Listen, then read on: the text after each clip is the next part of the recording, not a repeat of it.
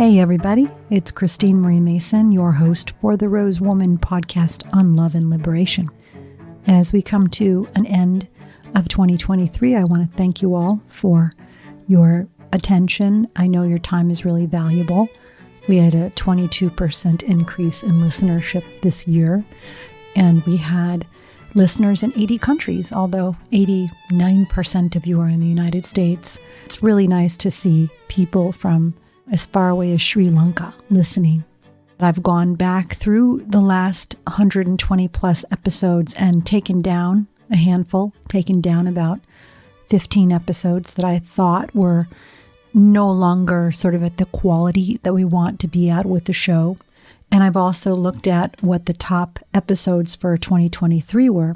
I look at a couple of things. One, I look at the number of absolute downloads, and then I look at how an episode grows over time. Like, is it getting referred out to others to listen to? And the top episode on both of those counts this year was Outgrowing Religion and Living as Embodied Love with Jim Palmer. You know, Jim's taking a really unique stance in this era where you have the confusion of Christ consciousness or spiritual principles that were transmitted through the original teachings of Jesus with sort of a Christo-fascist nationalism that also really harms people's individual well-being. And he's written a lot of books after being an evangelical pastor on megachurches, on having come to the realization that that theology doesn't really solve the major problems people have in how they live and actually create separatism and suffering. And that conversation was great, as evidenced by the fact that people who listen to it send it on to others at a rate that outpaces about 93% of the other episodes.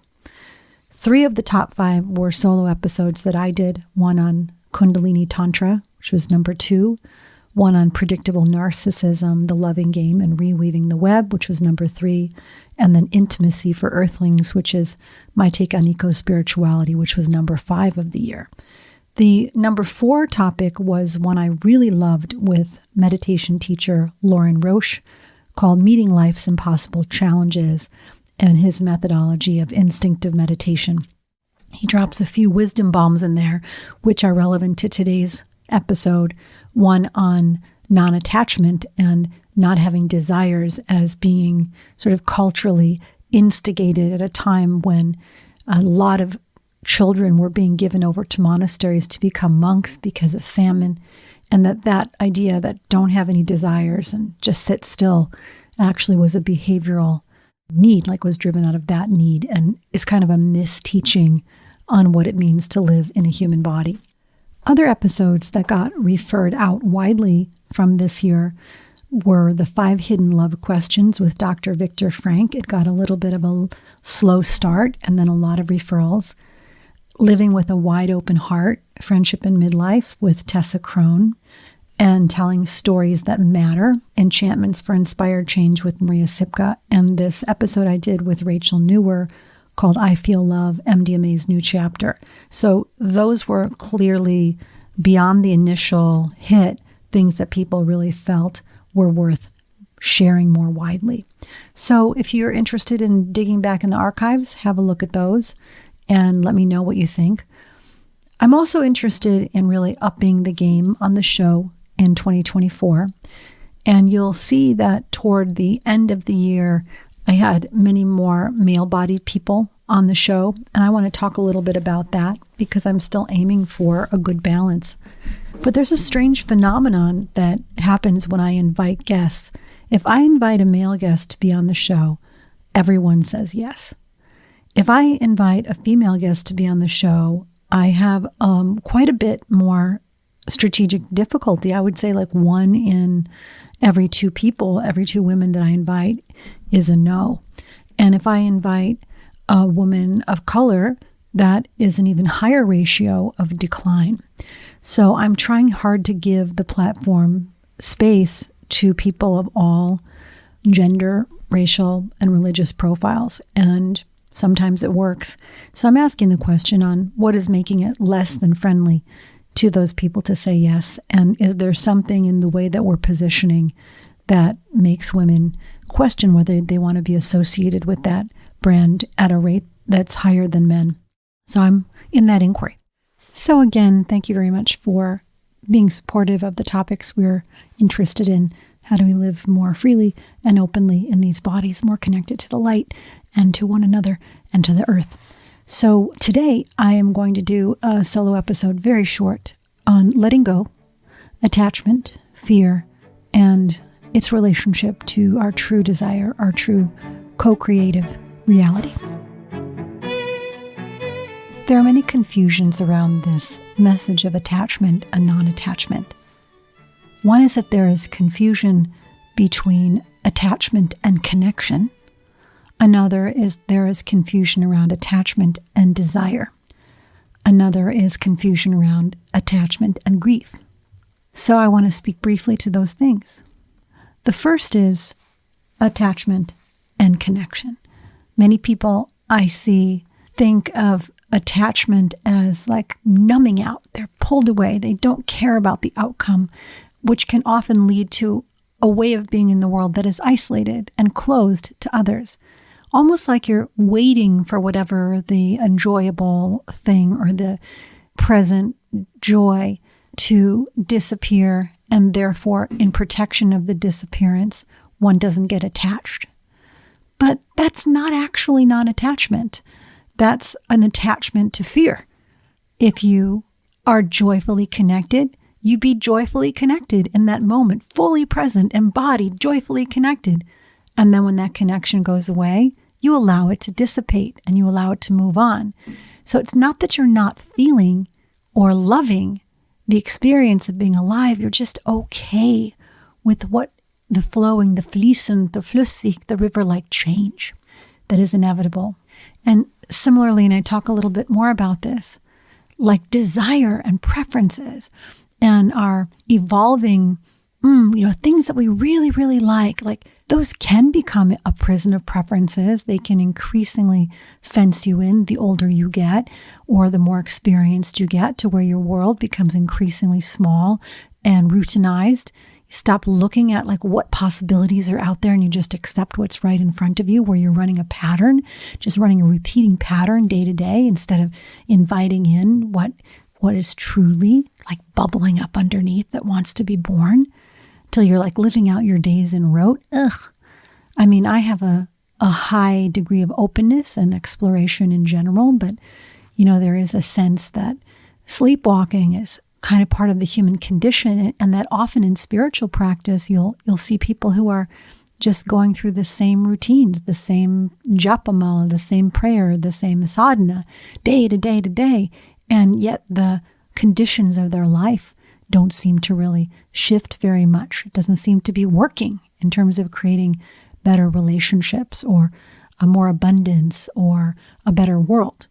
So the idea of desiring can be confused with, being somehow non-equanimous spiritually. But you can have deep desire and use that as a pointer to creation while being very still and alive, unflickering, unwavering on the inside. And now let's talk a little bit about attachment and suffering. Attachment is a sense of, if I lose this thing, I'm going to suffer. I'm going to be very unhappy. I'm going to cling until to the last possible moment, which in and of itself is suffering. Versus this is my true desire and I'm pointing toward it. And if I get it, awesome. And if I don't get it, that's okay too. I'm going to put a lot of attention, focus, and energy into getting it. And if it doesn't manifest, I'll roll with that. I went to a really beautiful retreat and we spent a whole bunch of days singing and meditating, but many of the leaders were still trapped in the story of suffering, in this idea that, life is so suffering, you're always fighting the suffering. And I'm like, not really. And if you stop there and you don't go into life is actually primarily pretty amazing. And if it's not amazing, you can continually make decisions and choices that point you in the direction of where you really, really want to be. So I was looking at this idea of the 1,000 deaths, the thousands and thousands of tiny deaths and releases that we go through in lives in a body. Like you release people, you release dreams, you release ideals of where you want to be. It's like a daily process of micro grieving, letting things pass through you, and then moving on. Love relationships, children growing older, accidents, deaths, natural disasters. And then I can point my whole system and reorient my system toward what wants to be born next. I can't do that. I can't move my energy into what wants to be born next if I'm very attached to the way it is now. Even if the way it is now is okay, if the way it is now is less than satisfying and I'm grasping onto it or really doing like, I'm going to fix it, I'm going to improve it, it's going to polish this thing up as much as I can, all of the energy that's going into repair and fixing and dialing something in isn't going into creating the exact outcome that you want. So the opportunity cost of not letting go of things that have completed, of cycles that have completed, is tremendous. So I really want to encourage everyone to sit with what needs to be released, what has really just been too much effort, too much muscling to get through, too much story of suffering, of disappointing others, of doing things out of obligation. And what is it that is like your true joy and your true desire speaking to you? Where do you light up? Where do your eyes get misey? What good can you imagine? I've been really fortunate recently to have some deep conversations with a teacher named Patrick Connor. And we spent some time looking at tribal identity and loyalty to the tribe, and how in our loyalty to the tribe, we make all kinds of deals to avoid punishment, to avoid being wrong, to ensure our place in the tribe, our belonging, that if we do things that make others happy or we fit in with their roles and ideas, that we're safer somehow.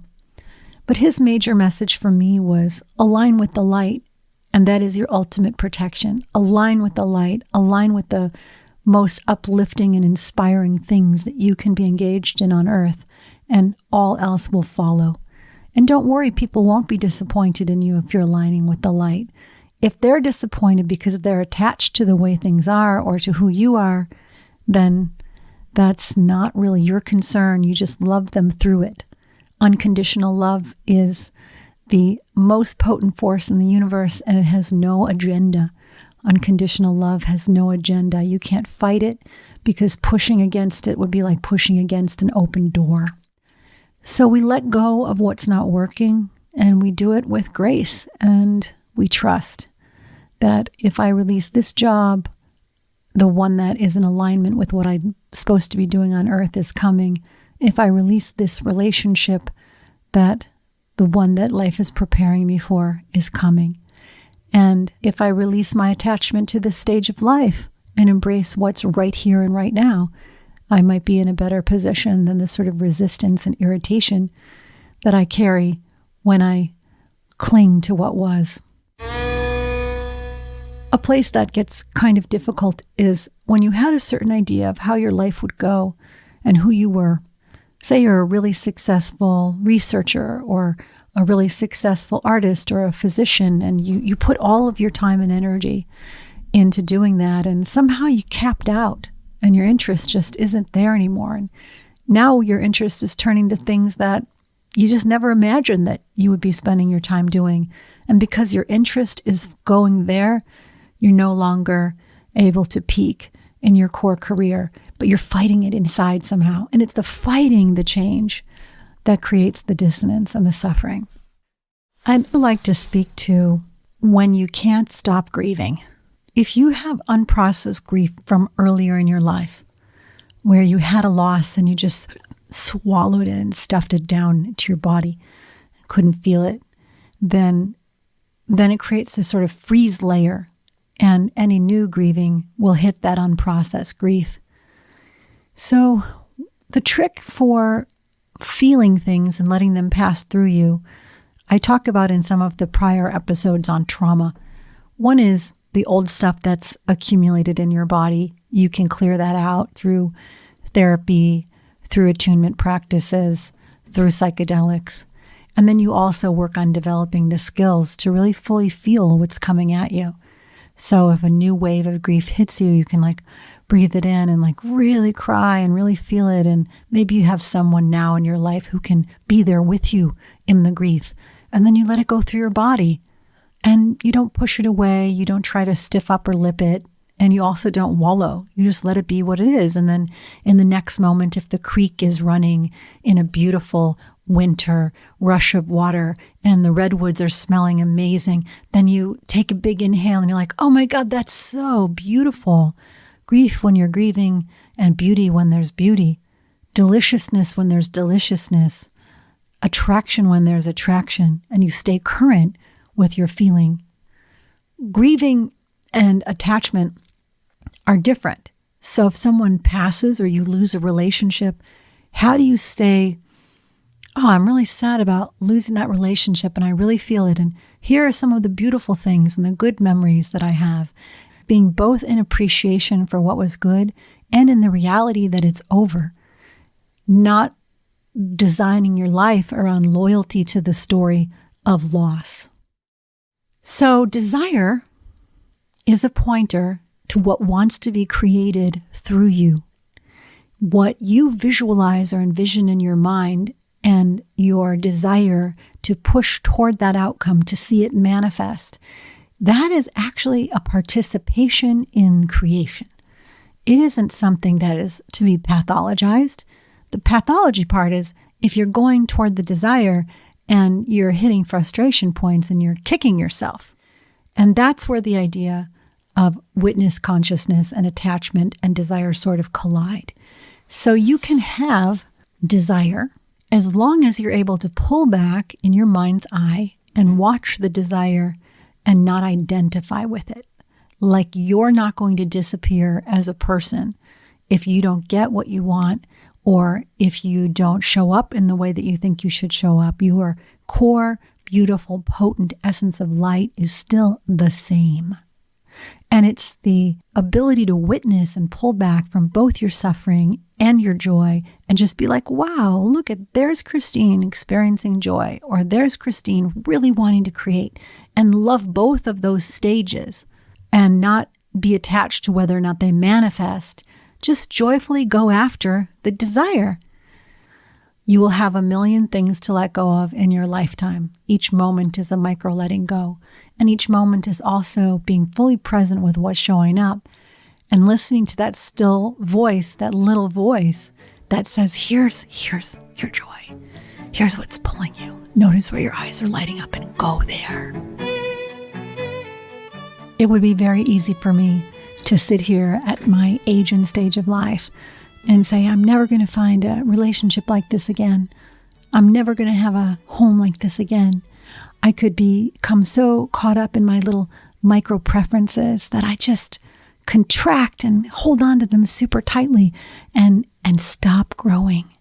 There are infinite ways to live in this world. What's that saying? There are 10,000 ways to bow down and kiss the ground. Foundationally, those ways of thinking are fear-driven.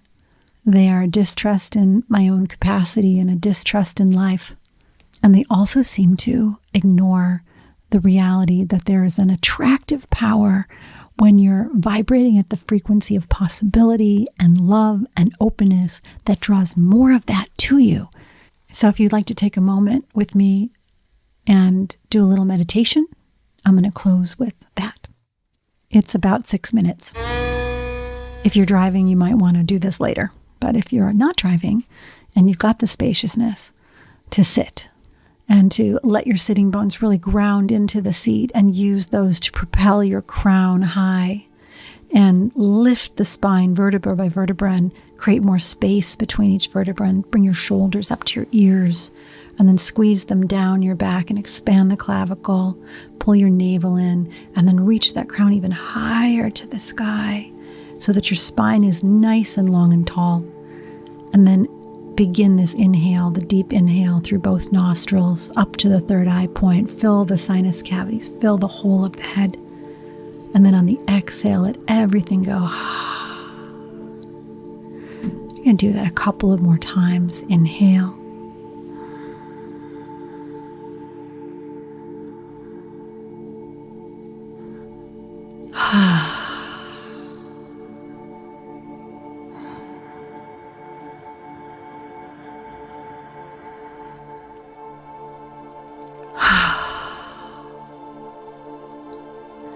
And then I want you to inhale completely, and hold the air at the top.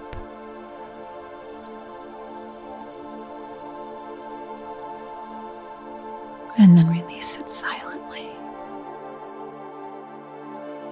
Please imagine at the crown of your head a cone of light, where the tip of the cone is dropping straight into the fontanelle that's soft in a baby. And there's this cone of light that's dropping down and flooding your whole head and dropping down into your spine and sending light all the way down your spine. And as that light moves down behind the eyes, behind the throat, behind the heart, behind the organs of the belly, behind your sex, and down all the way into your feet and out to your arms, the light permeates and fills you. And now, as you inhale, with each inhale, take in more light. And with each exhale, imagine that light pulsing out and filling any dark places in the body, all the way out to the edge of the skin. On the inhale, you feel that light coming into the body. You fill the body, you push it out to the edges of the skin.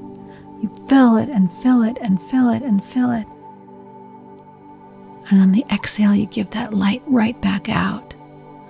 You continue to do this pulsation, and the light extends even further away from the skin envelope and out an inch from the body. Maybe you imagine it going out even further, 2 inches, 6 inches, a foot, until there's a big egg membrane all the way around you of light. You're bathed in this light body.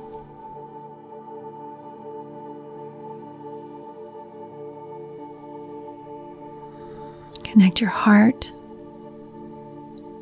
to that light at the crown.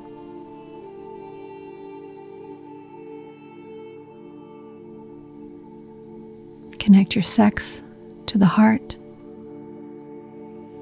to the light at the crown.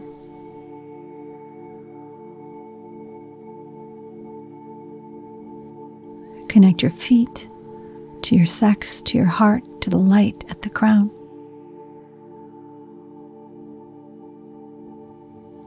Connect your fingertips to your heart, to the light at the crown.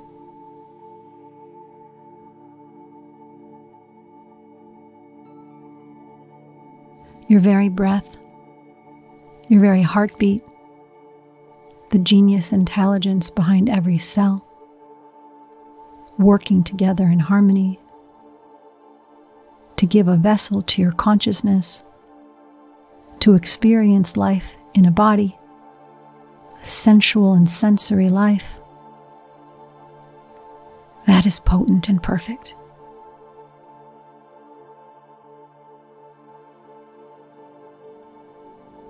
That is you, one power. You are the power of the light, the self-same power that is running through all things. And in this place, you can ask yourself the questions for today. What is ready to be released? What am I letting go of?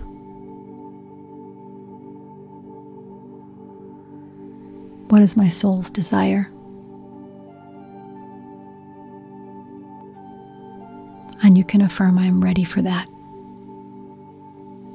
I'm going.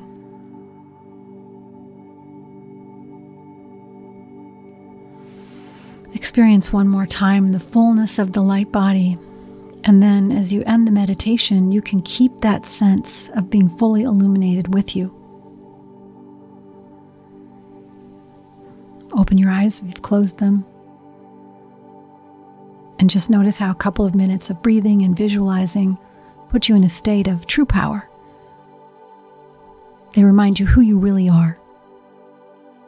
A participatory agent in this magical, connected field with ultimate potential and possibility. So as we bring this episode to a close, I want to thank you again for joining me this year and wish you a clear path ahead, clear seeing, and above all, that you are an agent of unconditional love, both in giving it to others and seeing them as magical representations of the field, not having an agenda, and receiving that beautiful gaze from others who also imagine and want for you your highest and best good.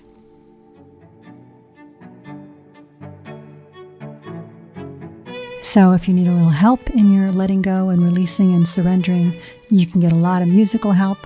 Michael Gott wrote this song called I Release and I Let Go, which has been covered by the Agape Choir and covered by Kirtan Soul Revival and a bunch of other people. I release and I let go. I let the Spirit run my life. You know, that kind. There is Alexa Sunshine Rose. I release control and surrender to the flow of love that surrounds me. You know, you can find a whole bunch of them. I will put a few in the show notes. And just know, man, like, ultimate possibility. It's yours. You can do it. You are an incredible manifester, living on the frequency of abundance, and we can do it together. Okay, you know where to find me. the.rose.woman on Instagram and rosewoman.com, where you can find amazing products, including the new, beautiful smelling vegan candles that I made for the winter of 23-24. All love.